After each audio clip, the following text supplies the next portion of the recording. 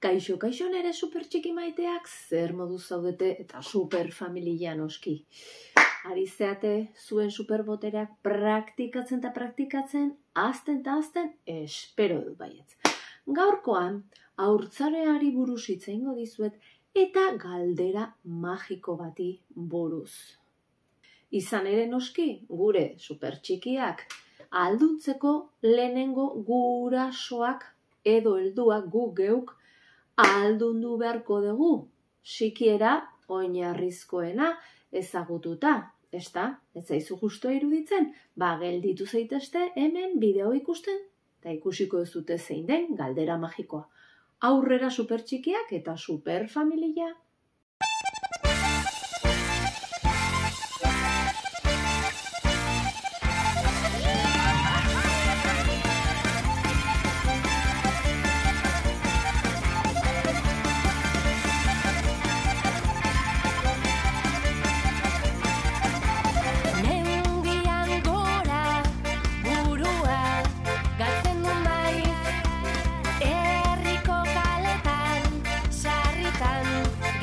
Gogoratu zaitezte, supersekretu guztiak, trilogia eder honetan topatuko dituzula eta ezin dezu aukera hau pasatzen utzi. Orduan, esan bezala, lehenengo liburuko supersekreto bati buruz hitz egingo dizuet. Bigarren urratsera pasatzen gea, bale? Eta honek esan nahi du, tresnak ezagutuko ditugula. Bigarren urratsa hasiko gea eta lanabesak argi eta garbi azaltzen dira lehenengo liburu honetan.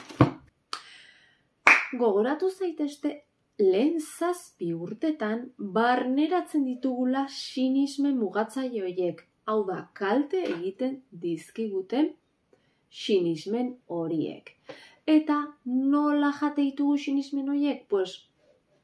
Gure inguruan ditugun helduen bidez. Guraso, irakasle, aiton amon, eta beraiek eredu izan da, guk dena irensten dugu. Eta zein behar dugu?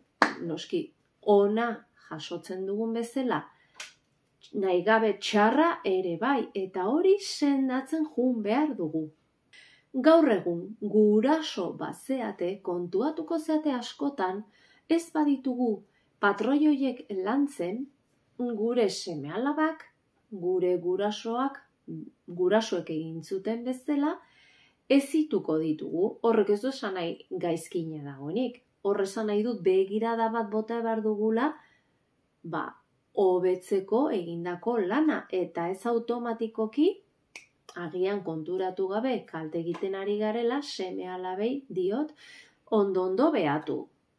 Beraz, esan bezala, guraso garen enean, helduak garen enean, gure haurtzaroa behatu behar dugu sinismen mugatzaileen bila. Horiek bilatu eta aldatu behar ditugu. Horrela, gure seme-alabak, edo ikasleak, edo dena delakoak hobeto ezteko. Gure helduen gandik ikasi dugu dana. Elikadura, maitatzeko modua, buruko pentsamendu eta emozioak, diruaren bizipenak, lanari buruz pentsatzen dugun guztia. Garrantzitsuena zera da, bizitzan gertatzen zaigun guztia nola jasotzen dugun. Ohartu behar gea gure parean dagoena edo aurrean dugun egoera gure ispilu dela eta ez degula errua kanpora bota behar. Biktima papera utzi behar dugu egoera zail guztietan egin galdera magiko hau. Zer ikasi behar du nik egoera honetatik? Konturatu eta aurrera jo. Gogoratu ezazue bizitzan helduok eta txikiok izan dugun momentu zail bat. Eta egiozu galdera hau. Nik adibidez, nere bizitzako momentu oso zaienetako bat nire amaren heriotza izan zen. Eta nire buruari aurrerago galdetu nion, zer ikasi behar du nik egoera honetatik? Azkenean, zer ikasten ari naiz?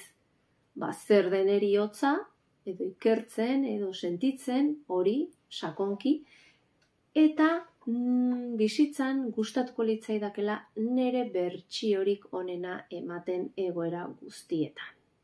Beraz, elkarbanatu iezadazu zure egoera zail bat nahi baduzu, egiozu zure buruari galdera magikoa eta idatzi hemen behan, super txiki guztiak eta super famili guztiak laguntzeko. Zer iruditzen zaizu? Ongi? Aurrera super txikiak eta super familia.